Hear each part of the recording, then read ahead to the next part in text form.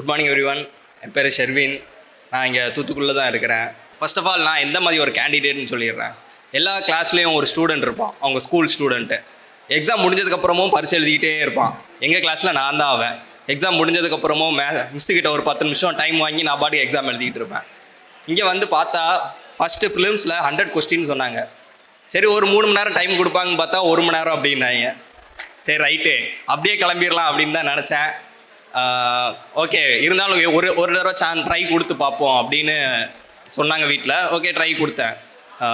சரி, இந்த கதை எதுக்கு அப்படின்னா நம்ம ஒரு விஷயத்தில் எஃபிஷியண்ட்டாக இல்லை, ஃபாஸ்ட்டில் எஃபிஷியண்ட்டாக இல்லை அப்படின்னா நம்ம அந்த விஷயத்தில் தேரவே மாட்டோம் அப்படின்னு கிடையாது. ஃப்யூச்சர் வேறு பிளான் வச்சுருக்கோம் நமக்கு. 5ல் விளையாது 50ல் விளையாதுன்னு சொல்லுவாங்க. நான் அதை நம்புறது கிடையாது. ஹார்ட் ஒர்க் பண்ணால் 5ல் விளையலான்னு என்ன, 50ல் நம்ம சாதிக்கலாம் அப்படின்றது தான் என்னோட கோட்பாடு. ஏப்ரல் 1 வந்து நிறைய பேருக்கு நிறைய சக்ஸஸ் கொடுத்துருக்கோம். கண்டிப்பாக ஒரு புது லைஃப்பை ஒன்று பண்ணியிருக்கோம். ஆனால் லைனுக்கு அந்த சைடு பார்த்தீங்கன்னா நிறைய பேருக்கு நான் அச்சீவர்ஸ் இருப்பாங்க. நான் அச்சீவர்ஸ்ன்ற மீன் பண்ணுறதோட ஃப்யூச்சர் அச்சீவர்ஸ் அப்படின்ற டேர்ம் கரெக்டாக இருக்கும்.